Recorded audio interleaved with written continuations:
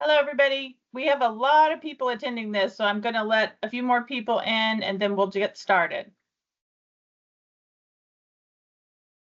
What's the total, Christy, of how many people are here? Oh, where did we have that? I had 104, just 124 now. So And how awesome. many do we have registered? 235. Wow, good job. Welcome, everybody. Okay. Yeah. Okay. I think we better get going here. Okay. So welcome everybody to today's webinar on supermarket math. I'm Christy Speed, Director of Marketing Communications at FMS. We're so glad you're joining us. This is a great one. Before we get started, just a few quick housekeeping notes. This session will be recorded and will be available for replay on our YouTube channel. This session, I'll record it, I'll edit it, and then it'll be on YouTube next week. Most importantly, though, this is an interactive session, and we encourage you to participate using the chat throughout the presentation. So Harold will have a lot of questions, so you can answer questions, share your thoughts, let us know where you're tuning in from. We want this to be as engaging and valuable as possible. So now let me introduce today's speakers. First, we're honored to be joined by a very special guest, Harold Lloyd of Harold Lloyd Presents. Harold is a renowned thought leader in the retail space, and he'll be sharing his insights later in the session. First up, though, is FMS's John Klein. John brings decades of experience in the grocery industry, having held executive roles in operations and finance, including CFO. His background spans accounting, merchandising, sales, and corporate strategy, and client relations across retail, wholesale, and CPG sectors. He now serves as the Client Relationship Officer here at FMS. So let's get going. Welcome, John. Awesome. Christy, thank you. Harold, thank you so much for being part of this webinar series. FMS, we're in our 51st year, and apologies, I hear my dogs barking behind me. I'm on vacation this week. FMS has been in existence for 51 years, and we have a long history of providing accounting and finance and payroll services to this business sector, as well as doing educational opportunities such as this. We're very keenly aware that our success is predicated on your success, and so we have a deep passion for doing that. When you think about supermarket math, and you think about the last half decade or so, 2019, tail end of the year, we're all chasing sales dollars, we're all chasing profit, we're looking for ways to cut expenses. And then literally overnight, our world goes upside down, right? Share of stomach goes from 50% retail to and 50% restaurants and institutions to a 98.2 percentage overnight. And so we quickly quit worrying so much about the basics of what we do. We quit worrying about what were labor dollars, what were gross margin dollars. We just became focused on the logistics of trying to get product in the shelf. We had historically high employee turnover, so hiring people, getting them in place, getting them trained, and just getting customers inside the store and out. That has quickly pivoted, right? Those days are over. We're back now to, frankly, normalcy, but normalcy overlaid with a pretty good patina of inflation. Grocery prices alone are up nearly 40% since the end of 2019. So the point being, and I'm teeing Harold up here, is supermarket math is now as important as it ever was. Supermarket math being the analytics and the key performance indicators that drive your business either to success or, and sometimes not success. So Harold, this is the first in a series of presentations. We're going to start with basics today. Next session, we'll dive more into what do these mean and how do you find them. But for today, Harold, it's your turn. Thanks again for being here, and I'll go on mute now. Oh, well, thank you, John and Christy. And folks, this is really a special session. For years, I've been interacting with retailers at all levels, from department managers all the way up to presidents. And it really, it was interesting in various groups to watch the various levels of management kind of glaze over when you talked about the numbers of the business. I taught college at night. for 6 years in New York and in Virginia where I live now, and I can tell a student when they think they have the answer, but they really not sure. And I get that a lot when we're talking about the numbers behind a successful supermarket. So one day in January at a share group session, FMS was there with me, and they were announcing some of the data for the previous year. And again, I saw that look of glazing over, and I asked, just throw up my interrupted for a moment. I said, how many of you have managers that you feel really don't understand the math? And virtually every hand went up in the room and said, whoa, I expect 25%, maybe 30%. First off, I'm proud of the honesty in the room. But then I said, wait a minute, if there's that kind of a void, a lack of understanding or comprehension of the math, we got to assess this and then create a process, a program where we can help those who need it. I use the analogy of being in France, and you're going to try to rely on your high school Spanish to get you around France. Now, they're both Romance languages, and they're a lot related, but boy, oh boy, you're never really going to understand what's going on around you when you have a Spanish high school education and you're in France. If you're a supermarket manager and you're in a store environment and people are talking the supermarket math using numbers around you, and you're kind of, yeah, I know what ROI is. I think not sure. None of us really like to raise our hand and say, could you please explain that? Well, that's what today in the next 45 minutes is all about. Ladies and gentlemen, you're going to have the first ever, maybe, supermarket math comprehension assessment. That's right. You're going to grade yourself on a quiz. At the end of level 1's quiz, you're going to say, oh, good, I got a passing grade, which I'll define by an 80. So that's like 8 out of 10 questions correct. And then we're going to level 2, a little bit different, true, false, multiple choice. And you're going to have time to do quick calculations. So go grab that pen and paper. This isn't one of those things you're going to sit back, kick up your feet, and listen to Harold Lloyd entertain. This is not about that. This is about you and your level of assessment. So in the chat, after every question, you're going to put your answer. And then at the end of level 1's test or assessment, you're going to put your total score. That way, John, Christy, and I can determine what we have to do next for you to help you get to the next level.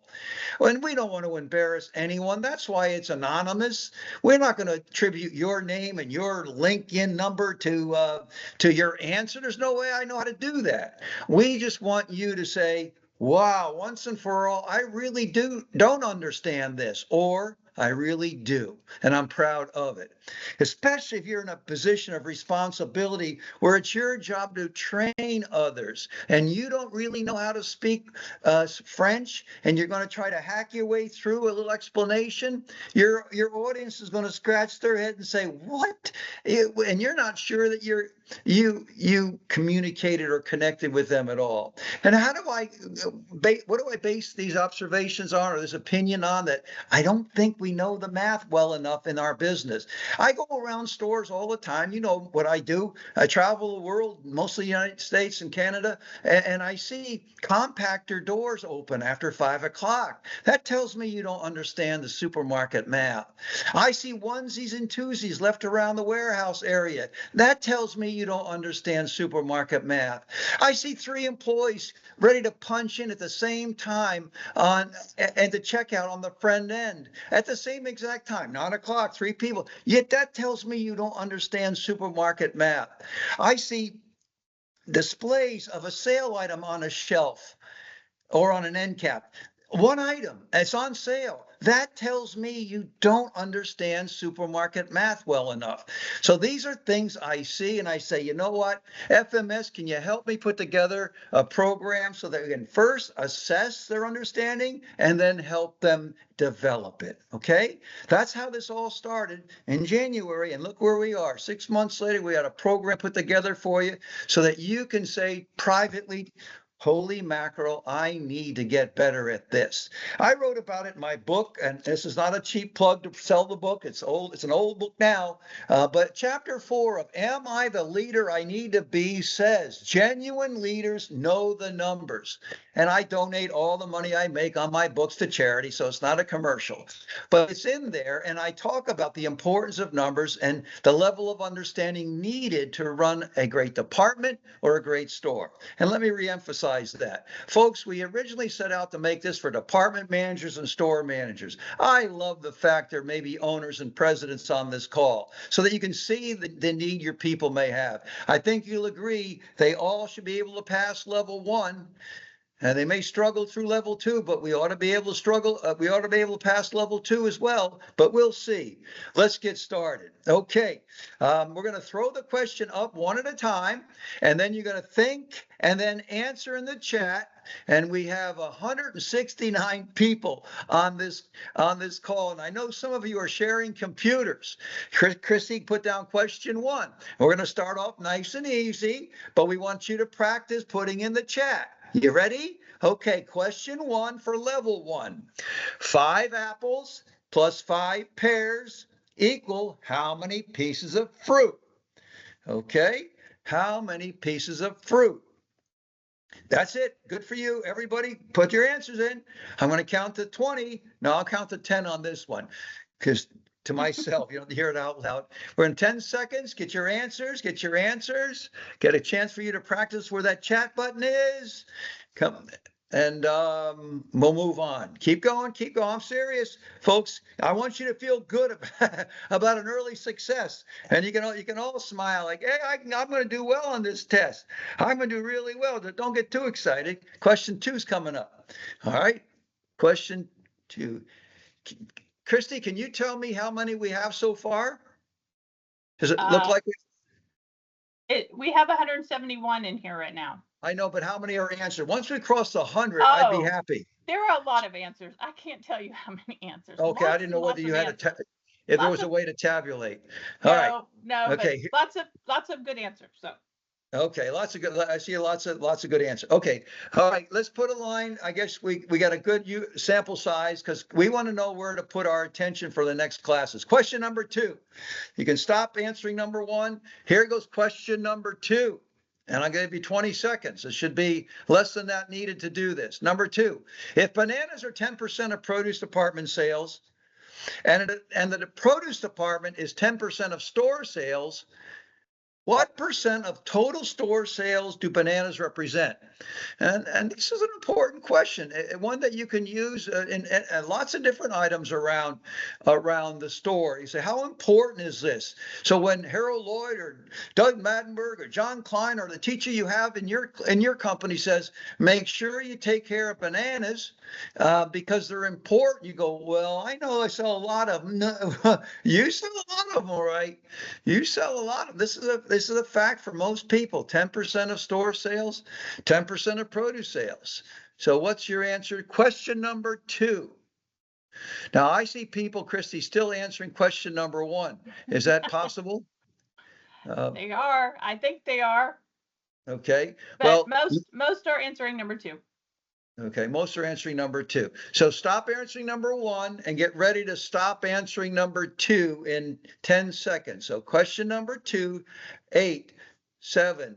You ought to be able to have that in a second, that answer in a second. It's okay. Have a pen and pad. We're not going to AI this test, I'm sure, I hope. All right, here we go. Question number 3. Question number 3. Whoops, 3. Okay. All right, so stop answering 2 if you haven't done. It's okay, just don't answer it. You keep your own score. We don't want to know any more answers to question number 2. Question number 3, the deli department used these overtime hours last week in the following way. Monday, 4 hours. Tuesday, no hours overtime. Wednesday, 3 hours overtime. Thursday, 2 hours overtime. Friday, 6 hours overtime, and oh my gosh, they blew it on Sunday. They used 9 hours on Saturday, and Sunday 4 hours. Okay, once again, stop answering question 2. We're getting ready to answer question 3. What is the average number of overtime hours used per day? Stop answering question number 2 and now answer number 3. What is the average number of overtime hours used per day? A, 4 overtime hours. B, 6 overtime hours. C, 28 overtime hours. And D, 2 overtime hours.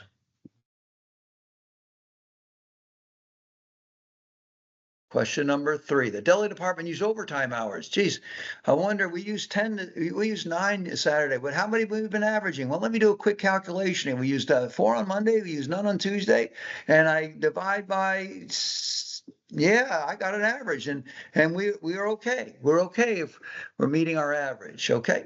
Question number 3 is over. Stop answering questions. And don't feel bad if you didn't answer it. You can answer it on your own paper. At the end, we're going to give you the answers and you'll get a score.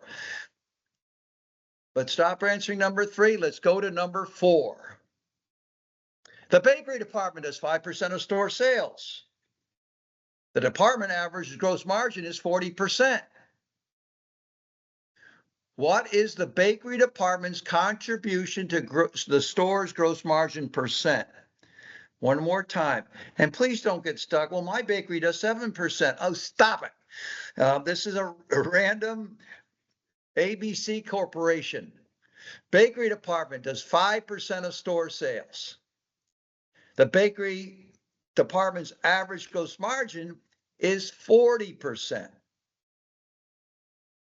What is the bakery department's contribution to the total store gross margin percent?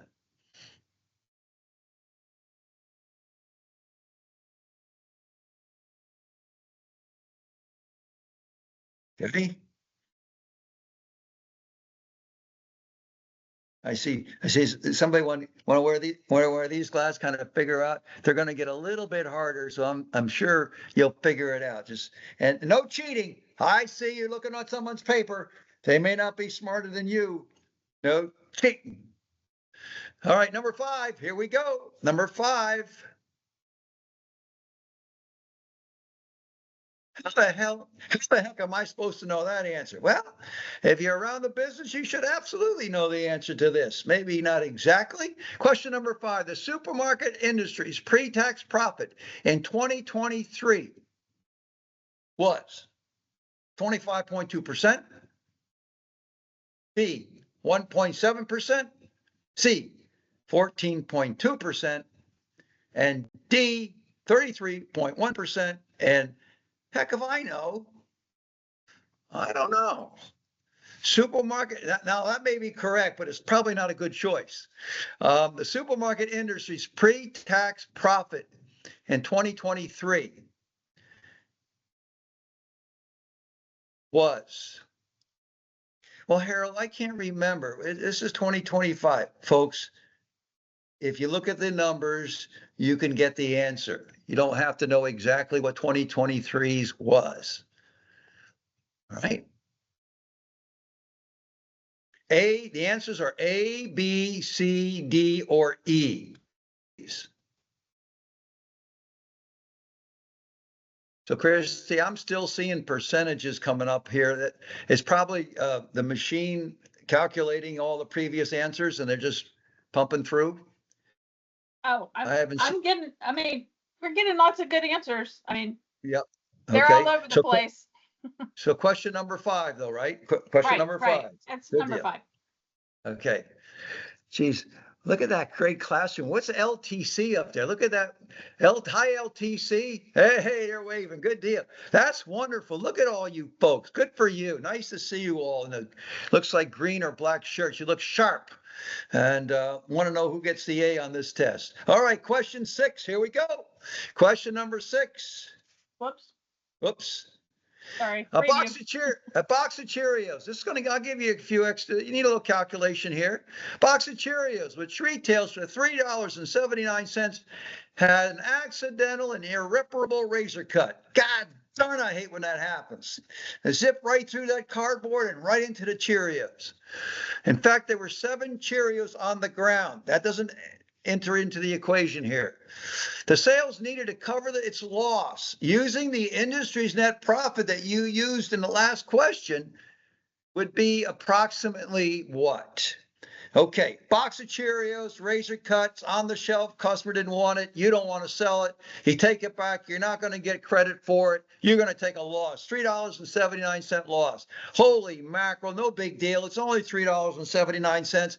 How many dollars do we have to sell? How many sales got to go through that checkout just to pay for that box of cereal that got accidentally razor cut?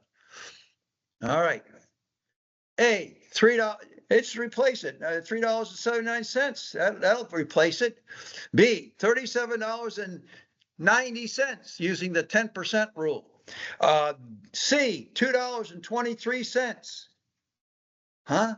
D, $3.79. What? And then E, because I didn't know number 5, I sure as heck don't know number 6. I don't know. Question number 6. Box of Cheerios. Retails for $3.79. Oh my gosh, that new employee just razor cut one of them. It'll never sell. Get a piece of tape. No, we're not going to tape it. It's a loss. What do we got to sell to replace that one box of Cheerios? Question number 6 is over. We're moving to question number 7. All right. Oh, this is 5 points and 5 points. Part A and part B. I'm not asking you what it means. I just say, what does it stand for? You've said CTO a million times if you're a retailer in your life. Oh, 500,000. What does it stand for? Letter A. And then ROI. I said it earlier. You said it, you heard it, but you never stop to say, hey, boss, what's ROI mean? Or what does ROI stand for? You think you know, that's in a later test. Give me what it means, that's going to be later. That's in level 3. I just want to know if you know what it means, it stands for, the acronym. It's not an acronym, the initial, CTO, what does it stand for? ROI, what does it stand for? Just 3 words on each one, that's all I'm asking for, no sentences, 3 words. And this way, I can't wait to read some of the answers, because I used to, when I didn't know the answer, I got creative and I made up answers. My teachers would laugh at me with some of the things I come up with. So I can't wait to read some of the BS you threw down for ROI if you didn't know the answer. Can imagine what your creative minds are thinking right now. Question 7 is over. CTO, ROI. Question number 8. Inventory turnover is a key indicator, according to John Klein, of a store's success. They always talk about inventory turn by department and by store. Which 2 factors affect, with an A, inventory turnover the most? Inventory turnover. Lots of things are affected by it, but there are 2 main ones, by far and away, main factors for inventory turnover. If you're going to deal with inventory turnover, what are you going to look for? And there's no trick to this question, so don't try to read into it. This is level 1, folks. Level 1. Don't mean to insult anyone's intelligence here. It's just to do an assessment. Because if I asked you, do you understand supermarket math? You'd say, sure. Well, let's see how well we do. Okay, number 8. 15 seconds. I'll let you think a little bit more in case.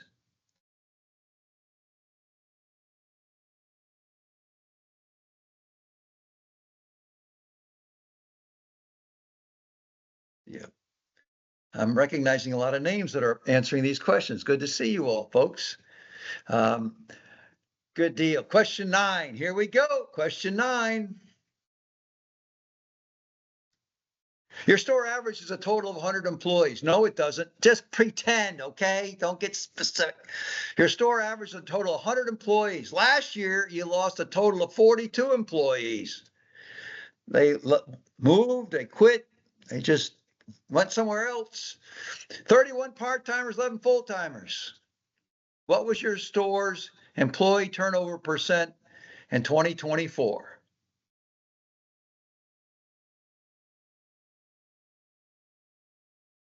Your store average is 100 employees. I made the math relatively easy for you. Last year, you lost a total of 42 employees, 31 part-timers, 11 full-timers. What was your store's employee turnover, total employee turnover in 2024? 10, 9, 8. Christy, you did a delightful job on these slides. Look at that little post-it with employee turnover. Good job. John and I couldn't have handled that. All right, question number 10. Can you tell if anyone's walking out on me yet? Are they quitting me yet? No, you're holding No, them. You're doing good. They're not leaving. They're not mad at Nope. me. Okay. Question 10. This is a wonderful one. This is question 10. Every day mistakes are made at the backdoor receiving area. We all would like to think they are honest mistakes. Vendors come and go. They're honest. They make mistakes. According to a 3-year study, what percent of the mistakes were made in the vendor's favor? In other words, they cost us money. What percent? 95% were in the vendor's favor. They were so honest, they gave away their stuff. B, 75% were in their favor. C, honest mistake, 50-50. And D, 25%. 25% were in the vendor's favor versus the store. Everyday mistakes are made. Honest mistakes. If it was honest mistake, 50-50. But what percent? Was it 50-50 or was it 95% in the vendor's favor? Was it 75% in the vendor's favor? Was it only 25% in the vendor's favor? Or letter C, 50%, as I said. I can't wait to read your answers to that one. I think I had bonus questions. I was always rated a tough teacher in college. I taught at Knight Community College, like I said, and I was rated the hardest teacher in the school. I wasn't hard on this one. So I always had bonus questions to soften up the blow of a tough test. And I think I got a couple of, there you go. You get to choose A or B. You can't do both. And I'm going to give you 5 extra points for either A or B. Okay. Half bushel of corn plus 2/3 bushel of corn equal how many bushels of corn? Holy crap, fractions? I thought I got away from fractions. I was like cheering the day I left fraction class. And now Harold Lloyd brings these damn fractions back. Half a bushel of corn and 2/3 a bushel of corn equal a lot of bushels of corn. No, that's not going to make it. Not a lot of bushels of corn? No. I need a number.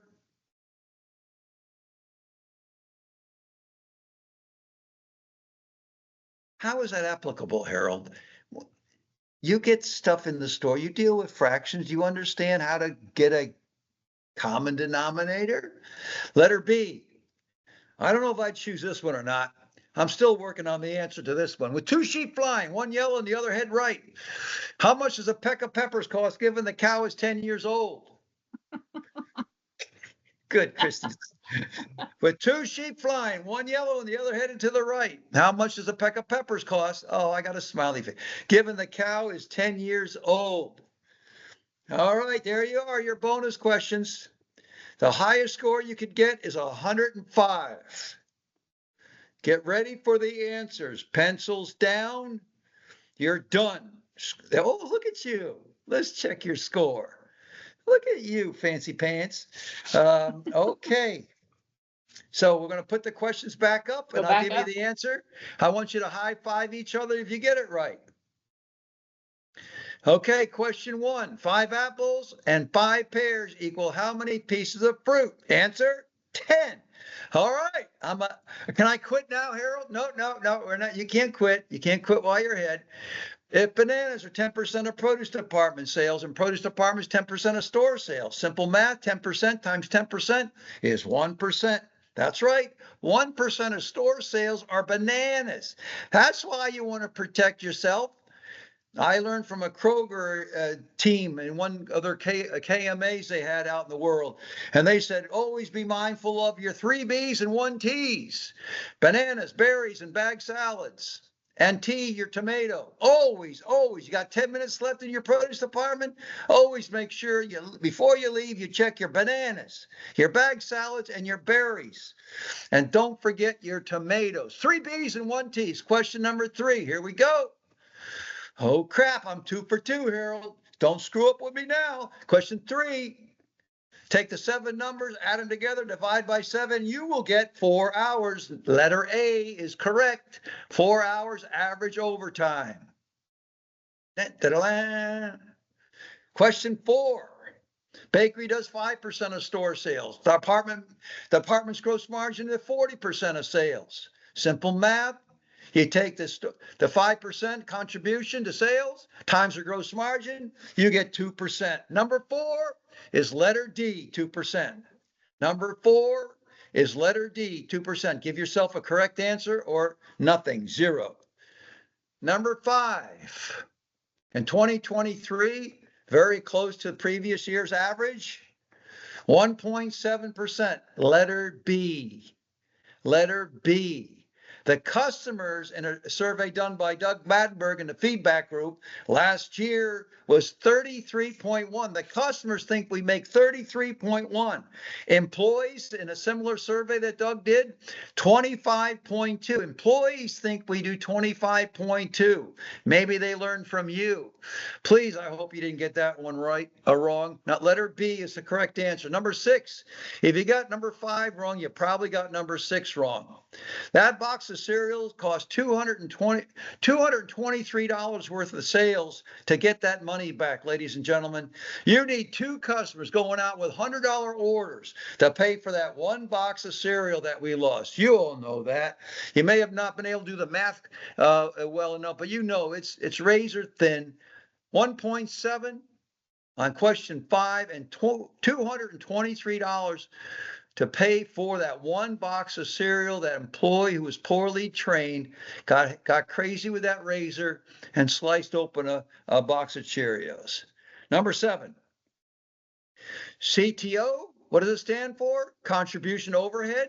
Contribution, typically the profit of the department before expenses, to overhead.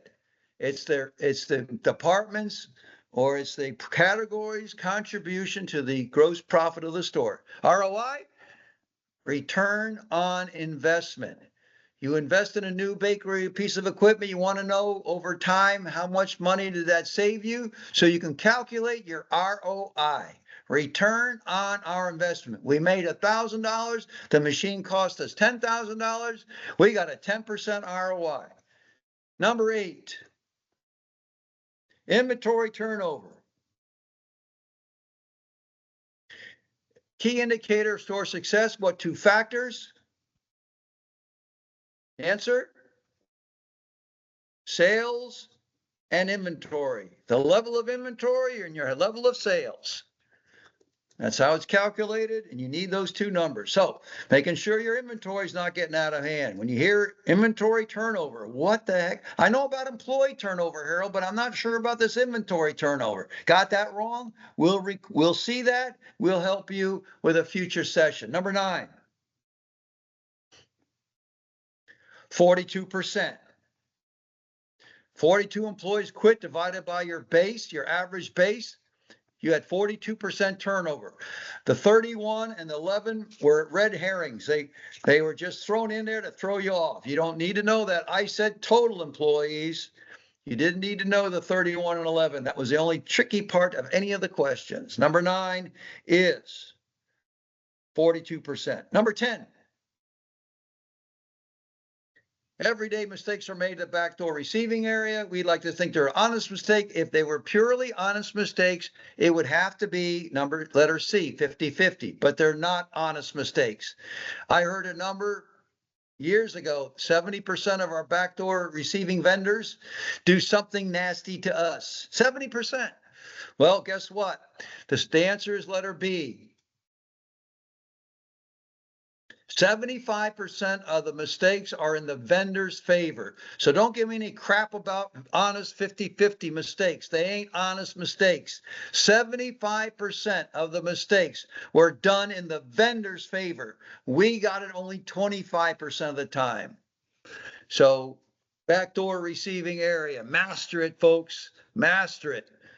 I'm on a mission to get all backdoor receivers become a full-fledged department manager. It's a crime. It's one of the industry's biggest mistakes that we don't have our receiver as a department manager. An absolute crime and the biggest mistake I've seen in 50 years of being in this industry. Backdoor receiver is way more important than half of our department managers, and even somewhat more important than assistant managers. They can touch every bit of profitability in the store. Here we go. Bonus questions. It's 1.6. 1 1/1/6 bushel. 1 1/6 bushel. You take the 1/2 and you make it 3 6s, and you take the 2/3 and make it 4 6s. 3 6s and 4 6s is 1 1/6. That was easy. Am I glad I used fourth grade fractions again, Harold? You inspired me. Good. Letter B. I don't know. I'm still trying to figure that one out. I would write down more than $1, but you only get to choose one of those anyway. So good deal. All right, I want in the total. So Christy, you're going to put total score in our bar so we can see who has what score. So everyone add up, and don't tell me you need a calculator. Just add up your total points and put it in the chat. We have 174 people. I can't wait to see what kind of grades we got. So you're putting them in the chat. I can't see them at all, Christy. I hope you can. We'll read it. We'll read them later, but I can't see them. I'm still seeing contribution overhead answers. Oh, how funny. Yep, I see Yep. them. There are lots of good grades. Some good. All Some right. good. Well, Most hey, good. if you flunk out, your day is going to be shorter with us. You can go to lunch early because you flunked out. No, you can't. You can't quit. We hope you pass, but no worries if you did. Get that smile back on your face. You now know that you suck at it. It's okay. It's like golf. You know, if you don't keep score, you never know how good you are. Oh, I can really hit a ball. Well, that's not really hitting a ball. Isn't that all that is to golf? There's other things like keeping score, and we got to see how good you are. And now we kept score. We know your score. It's a very basic level 1 math test. Okay, so here we go. There we go. Everybody got their total. You seen enough in there, Christy? We'll move to level 2. Yeah. Okay. Good. All right. Staying on time. Here we go. Staying on time. Level 2. Oh, there it is. Level 2. You could have made level 2 a different color, Christy, to really make it pretty. Oh, it's okay. All the colors you have on the check make up for it, though, with your color. So supermarket math. So I aced the level 1. Good for you. I'm a little sketchy on overtime thing. I'm a little sketchy on the retention rate percentage here. I never knew how to calculate that. So I'm going to go dig in on my own. I can Google that. I can become better. It's the only one I miss. Okay, good for you. You never knew that before. Now you know you don't know. It's good to know when you don't know. Now you know. So here we go to level 2. All right. You need that pencil and paper, a little more calculating here. True, false. True, false. Gross margin is calculated by subtracting cost of goods from sales revenue. Question 1. Gross margin is calculated by subtracting the cost of the goods from the sales. Question number 1. True or false? Harold, that was easy. I thought you said this was level 2, right? Like the last one, I start off a little easier. Question number 2. If shrink is 3%, it means that for every $100,000 in sales, which we did yesterday in our store, the store is losing $3,000 in product. Okay. I like your cartoon there. That's good there, Christy. If shrink is 3%, and hopefully you know your shrink, it means that for every $100,000 in sales, we are losing $3,000. True, false?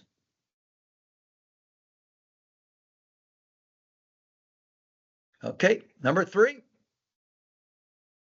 If a department has $1,000 in sales and shrink is 5%, The shrink cost is $500. Question 3. If a department has $1,000 in sales and the shrink is 5%, how many boxes of Cheerios? No, that's the last one. The shrink cost is $500. True, false?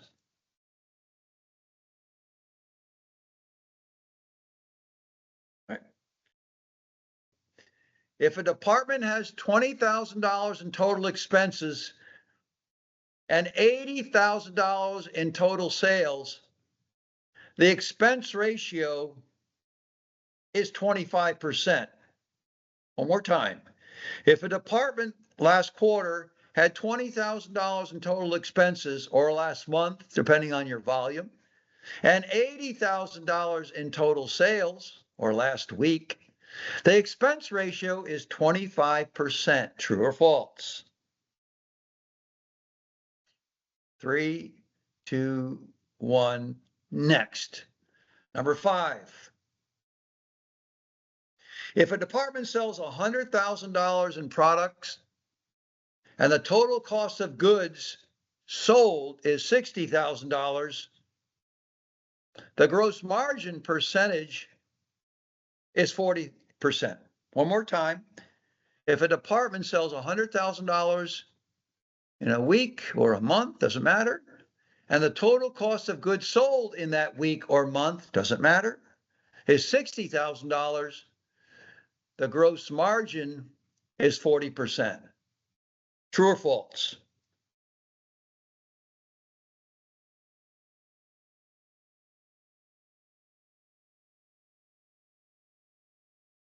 All right, number 6. If a store reduces its operating expenses by 5%, it will automatically increase its profit margin by 5%. True or false? If a store reduces, hey, we cut our electricity last month by 5%, we ought to have an automatic increase in profit margin by 5%. True or false?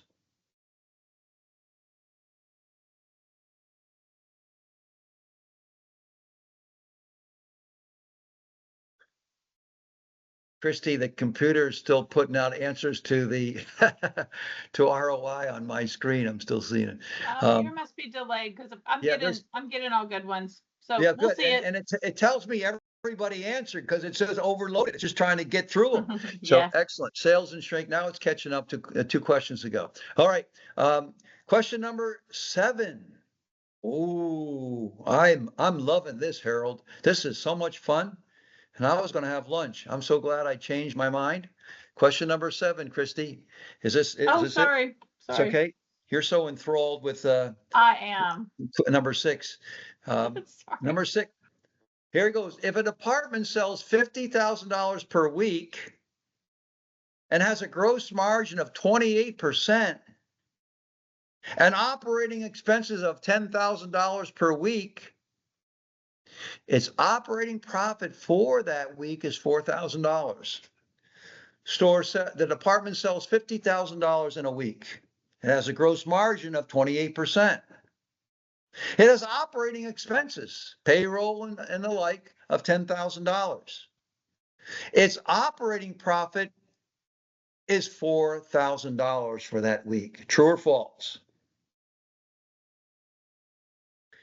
50,000, 28%, 10,000 equals, got it. Nailed it. Number 7, 3 seconds, 2 seconds. Number 8, here we go. It's a good deal. Thank you, Christy. Multiple choice. Oh, good. At least I got a 25% chance of getting this right. I hate those fill in the blank stuff. Or the true false ones are 50%. This is getting tougher now. If markdowns total $3,000 and sales are $75,000, what is the markdown percentage? One more time. If markdowns this week were $3,000, we took some markdowns on some stuff we were long on.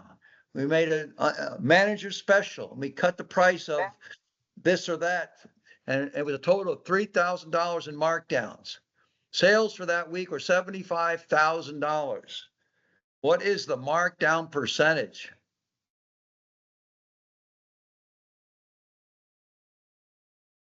A, 2%, B, 4%, C, 5%, and D, 7%.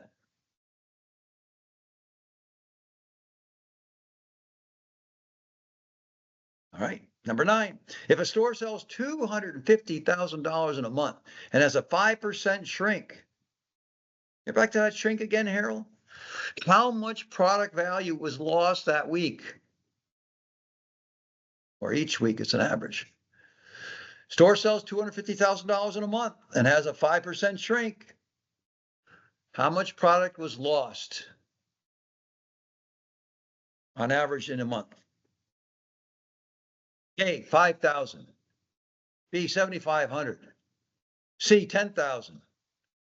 And D, 12,500.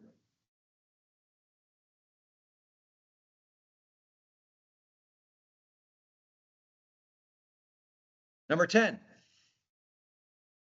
if a store operates on a 30% gross margin and markdowns reduce selling price by 10%, markdowns reduce the selling price by 10%. What is the new effective gross margin? Number 10, if a store operates on a 30% gross margin and markdowns reduce the selling price by 10%, what is the new effective gross margin?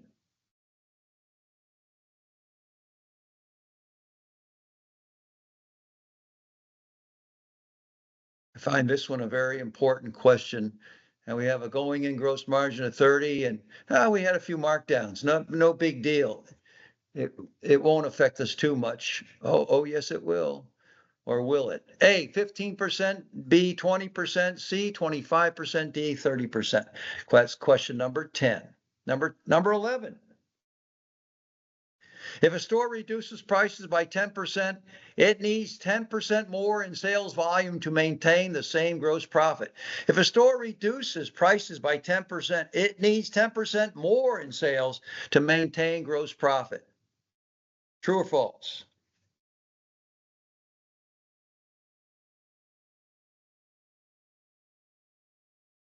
If a store reduces prices by 10%, it needs 10% more in sales volume to maintain the same gross profit. 10% reduced, I need 10% more. True or false? Number 11. Number 12. If a product costs $3.75 and is sold for $6.25, what is the gross margin percentage? Number 12. If a product costs $3.75 and is sold for $6.25, what is the gross margin percentage?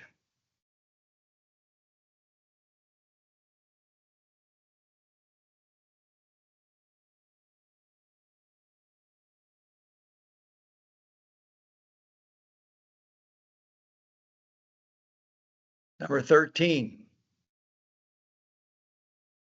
If the average weekly inventory on hand in a department or store is $40,000 and the annual cost of goods sold is $2,080,000, what's the turnover rate? If the average weekly inventory on hand is $40,000 and the annual cost of goods sold is $2,080,000, what is the inventory turn in that department or in that store? 26, letter A. 40, letter B. 52, letter C. And 65, letter D.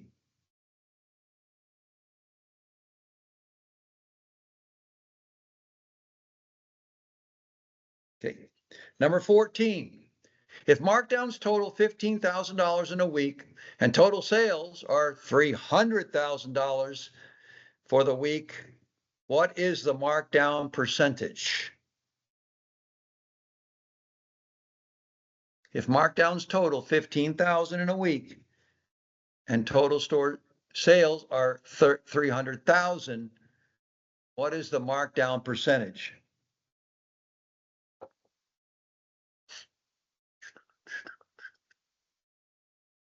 I've had a paper and pencil here, and I'm doing the math and timing it so that I give you plenty of time to do it as well. Number 15. If a store marks up a product by 40% on cost, the retail price is 1.4 times the cost price. One more time. If a store marks up a product 40% on the cost, the retail price is 1.4 times the cost price. True or false? Hey, we just got this in. Take off the invoice. The cost is X. We're marking it up 40%. The retail price will be what? 1.4 times the cost price. True or false? Number 16. If a store marks up a product 40% on cost, the gross profit is 40%. One more time. A store marks up a product by 40% on cost. The gross profit is 40%.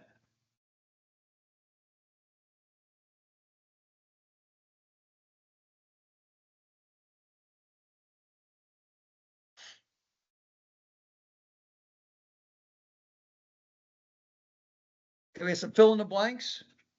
Little change up here. Fill in the blanks. A store's rent and utilities cost $25,000 per month. And if you're not a store manager, think my department's rent and utilities, okay? I want this applied to you. If a department's rent and utilities cost $25,000 per month with monthly sales of $500,000, the occupancy cost percentage is, if the store's rent and utilities cost $25,000 per month and sales are $500,000, the occupancy cost percentage is.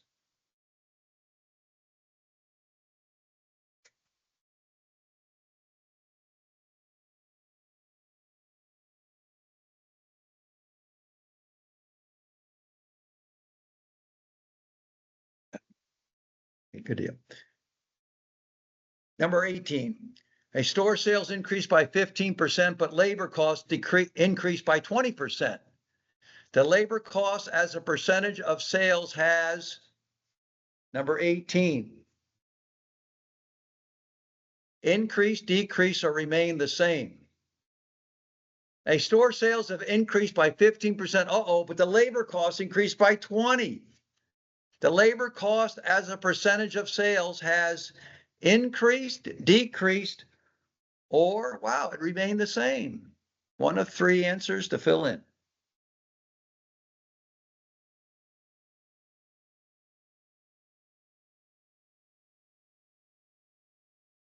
Number 19. A department wants to increase weekly sales from 100,000 to 120,000. If labor productivity is 120 in sales per man hour, $120 in sales per man hour, it needs how many additional hours to do their job? We just can't wish for an extra 20,000. We've got to plan for it. And if we're going to get 20,000 more in sales, we better up our schedule. And so doing quick calculation, knowing that we average $120 in sales per man hour, I can figure out the extra hours that I should budget for my increase in sales due to the promotion we're going to be running, the truckload sale. A department wants to increase weekly sales from 100,000 to 120,000 with a major truckload sale. If labor productivity in our store is $120 in sales per hour, how many additional hours are needed? Fill in the blank. Number 19.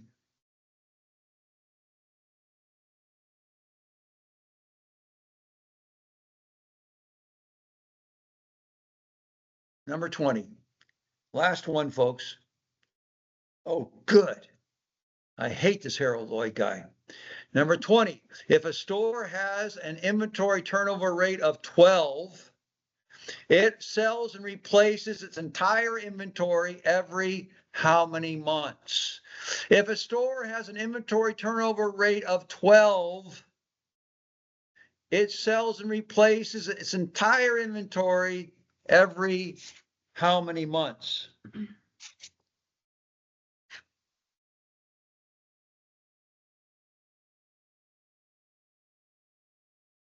Geez, Harold, I thought this, I like the apples and the pear question and the level 1 the best.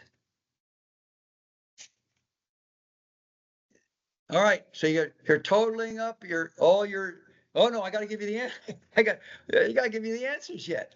Okay, here we go with the answers on level 2. So let's check your score. And I want you to add them up quickly and put a total, because this will help us help us know what to teach you. We'll look at every question, and if everyone missed number 15, or a lot of you missed number 13, we know what to talk about next time. I don't want to teach you about inventory turnover if 90% of you got it right. So stay with me, Christy and John, make sure I don't stray on my answers here. Number 1, gross margin is calculated by subtracting cost of goods from sales revenue. That is true. Yay, I got the first one right. Yay. Number 2, if shrink is 3%, it means for every $100,000 in sales, the store losing 3%. That's true. $3,000 and 3%. Gee, that's true. Number 2, I'm on a roll. I got 2 for 2. Don't get so cocky. Okay, number 3, if a department has $1,000 in sales and shrink is 5%, the shrink cost is $500. Answer is false. It would be 50. Tricked you. Ha ha. Number 4, if a department has $20,000 in total expenses and $80,000 in total sales, the expense ratio is 25%. True. True. Number 5, a department sells $100,000 in products and the cost of goods sold is $60,000. The gross margin percentage is 40%. True. TREW. Number 6, if a store reduces operating expenses by 5%, it will automatically increase its profit margin by 5%. Absolutely false. Number 7, if a department sells $50,000 a week, gross margin of 28%, operating expenses of $10,000, its operating profit is $4,000 per week. We got a multiplication thing, then we got a subtraction thing, and then we end up with a true. Bingo. Number 8, if markdowns total $3,000 and sales are $7,500, the markdown percentage is 5%. Letter C. Number 9, if a store sells $250,000 per week and has a 5% shrink, how much product value is lost? $12,500. Letter D. Number 10. Harold, I'm so depressed now, I have to quit. I'm going to log off. No, don't quit. Don't be a wuss. Stay with me here. Number 10, if a store operates at 30% gross margin and markdowns reduce the selling price by 10%, what is the new effective gross margin? Very important calculation. Letter C, 25%. Oh, crap. Number 11, if a store reduces prices by 10%, it needs 10% more in sales volume to maintain the same gross margin. False. Number 12, if a product costs $3.75 and is sold for $6.25, what is the gross margin percentage? Subtraction, then division, and we end up with letter B, 40%.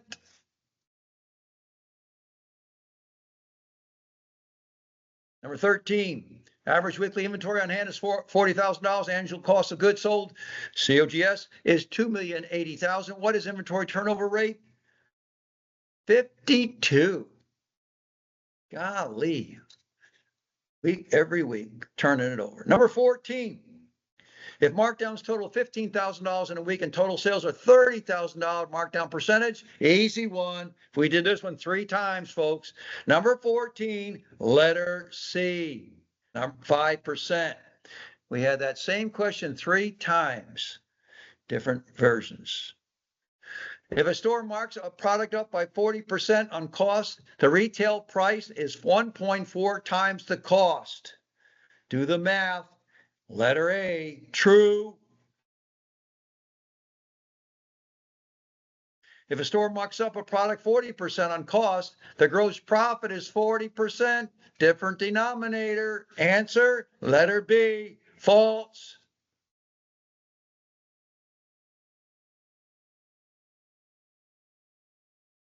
Number 17, stores rent and utilities $25,000 per month. Monthly sales of $500,000. Occupancy cost is 5%.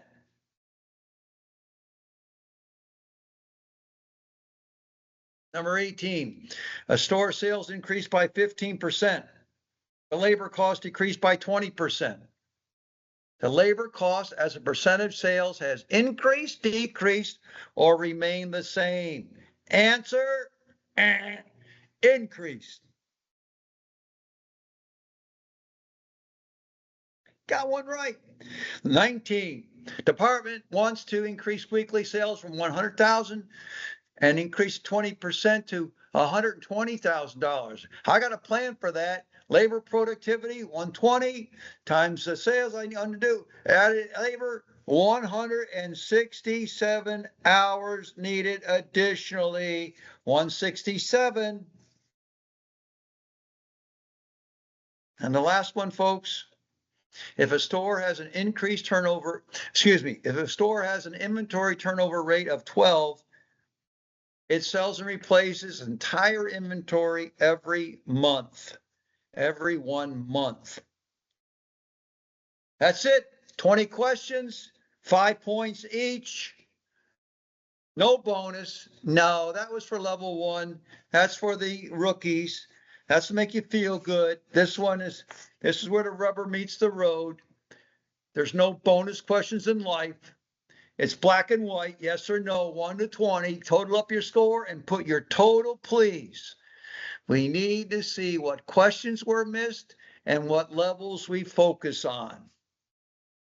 Christy, I said I would be 1 hour. If you look at the time, I was introduced at 1:04. Getting lots of good scores in. Really? Yeah. Good deal. Well, folks, the next steps are going to be John and Christy and I are going to analyze the data. I'm glad to hear Christy said a lot of good scores in there. I would love 5 people to comment on this exercise. Don't be mean, but if you say, I thought it was going to be something that it wasn't, and that next time you hope it is, we'd like a little feedback. We asked you to hold 2 hours for this. I promised I would be just 1 hour to Christy and to John. John Klein is prepared to do level 3. It's really wonderful and amazing. In fact, ladies and gentlemen, I recruited John Klein to come to 2 of my share groups to teach us what to look for in supermarket math and the current data in the industry. That's right, because we get promoted and there's no book we're handed on supermarket math. So you go from employee to manager or assistant manager to manager and then store management, and then you get DM. And you bluffed your way through a lot of years of understanding this math stuff. You nodded and you smiled, and we all thought you knew what you were talking about. But you're in France speaking Spanish, and it's really not connecting like you like it to be. And it is about the numbers, folks. It's not only the numbers, but it's a lot of it is the numbers. And without a really crystal clear understanding, a fluent understanding of supermarket math, you're going to be held behind, and you're going to hold your team lagging behind. So let's work on getting a fluent understanding, comprehension, the word we use. We don't want to have a test. This is a comprehension assessment. I know the number. I know the sky is blue, but do I know why it's blue? I know there's clouds in the sky, but do I know how the clouds are formed? I know the numbers. 37.4% was last quarter, but do I know what affects that 37.4%? Maybe I do, but maybe I don't. And we didn't want to throw the heavy stuff, level 3, at you right now and then really blow you out of water. If you feel really good about what you did, look for level 3 coming soon. And we're talking about next month. And if you didn't do well on level 1 or 2, look for us to offer something more for you, some more basic stuff, online stuff. And Christy, you did some great things last year. What were some of the topics last year that you have recorded somewhere in the FMS archives? We did a whole series last year on profit leaders and what they did, and John did a really good one that was popular on just balance sheets. And then Okay. we had another one on shrink. And so, I mean, there's several topics. So if you go to our YouTube page, I have a whole channel, and that has a whole list of all the different webinars we did on those Could subjects. do we know everyone who's registered, and could we send them a reminder of that and a list Yeah. of that? So, because I got a lot of wonderful owners who are excited about this course, and I think if they saw their people struggle a little bit, let's go and offer some of those free FMS sessions. They're what, an hour, half hour? Half What were they? hour. Half hour? And She we said, I give a could do lot it. of good comments in here, Harold, about what people are looking for. And these, I don't know if you could see them, but a lot of people are commenting they'd like to see the math that we used Okay. to get to these. So I think that there's an opportunity here for another session. Okay. And I guess they can't talk. We just have them on the chat thing. So, but we have all their email addresses because they signed on, right? And Yes. so if we can at FMS, send everybody a thank you for attending, and here's the list. Go ahead out there and pick the topic that you felt you skunked out on. Don't feel bad. It's better you know than you pretend. So I know I don't know this part. I got an 80, but I missed these 2 questions on gross margin. I mean, I should get it because I really want to be fluent. My daughter got married in France 7 years ago, and I had 6 years of French in high school. That's right. And I was French club president, and I went to France, and I could speak to the Uber driver and not fluently, and I felt like a hack. They complimented me on my effort, but and it's been 60 years since I had the class, but I felt a little uncomfortable, and I don't want you to be uncomfortable leading our people in the supermarket industry. Get fluent, okay? Get fluent in this. I have an understanding. It's fun, man. It's fun when you understand the cause and effect of various numbers, and John Klein is masterful at teaching you that. John, do you want to give us a little look at level 3 and what we're going to cover, just verbally? Well, so in level 3, so first of all, I would say, and I can see a lot of people are going, we want the math.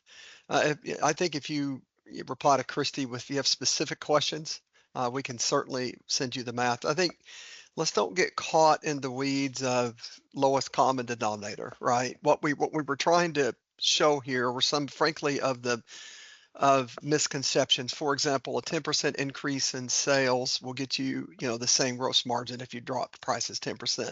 It's easy to say, yes, that's right, but the fact is it's wrong. And so we want you to understand the concepts and frankly, the operational impact of those concepts. And math is, to Harold's point, math is a big part. As we go through the next handful of sessions, be it 1 or be it 3, we'll leave that up to you all. And in terms of how many we do, we'll cover balance sheet ratios, what matters, right? What doesn't matter? Why does inventory turn matters? And if you like, we'll dig into and go, the question about 75% of errors at Backdoor are in favor of the vendor. We've got some tried and true tips that are easy to effectuate with no cost, frankly, to you internally to do. So we'll cover at a little more micro level next time, balance sheet, P&L, whatever it is you want to look at. how those matter and things you can do to effectuate change. So excited about this. Appreciate, nearly 200 people attending today, spending a good hour and 15 minutes or so with us. Thank you for that. And we will get data out as to when the next presentation will be. In the interim, if you have suggestions relative to what you'd like to see in that, just hit Christy up with an email. I know she's loving me right now for that, but if you will do No, I that, put it in the chat. we'll There's tailor emails that. in there. Okay. But I put yours If you too, will, John. yeah. Don't worry. Oh, great. Thank you. I used to like you a lot, but at the end of the day, we'll tailor that next session based on if we do get feedback. But thank you all so much for attending, and we'll look forward to talking to you again soon. And John and Christy, we're thinking July we'll have another installment Yeah. of some. Okay. Yeah, Right. probably toward the end of the month. Yes. Here's our next session. Very good. You never end a meeting without a date and time for your next meeting. It's a good rule of thumb, folks. And here it is. Wednesday, July 30th at 12 noon Eastern time, we'll have the next installment. And we're thinking it'll be John with the level 3, but if 90% of you say I want some more math, then we'll make it clear that what the theme will be. And maybe it's a 30 minutes of the more math, and then John takes it over the next hour or so. So we really have to read what you've written, and please email myself or Christy or John with your thoughts and what you would like you and your team to learn more of. But I think we kept our promise of delivering something that was enlightening and in the time frame that we asked for. And now we just ask you for the feedback of where we go next. Okay, Christy, great job putting this together, and FMS. Thank you so much. Here. Well done, Christy. Thank you. When A I lot said of I'm time going in to need this. help. I'm gonna need help putting this together. Can you help? They didn't even hesitate one bit, folks. FMS has been a great supporter of the independent operator for my whole career. So I'm really proud to work with them and glad. Holy mackerel, Christy got to go. We have over 200 people signed up for this. I said, I know there's a need out there, and you proved it. And thank you for your attention and your serious participation. Be well, and look forward to seeing you on July 30th, everyone. Bye-bye. Thanks, everybody. Thank you, Harold and John. Bye-bye. Take care. Happy afternoon.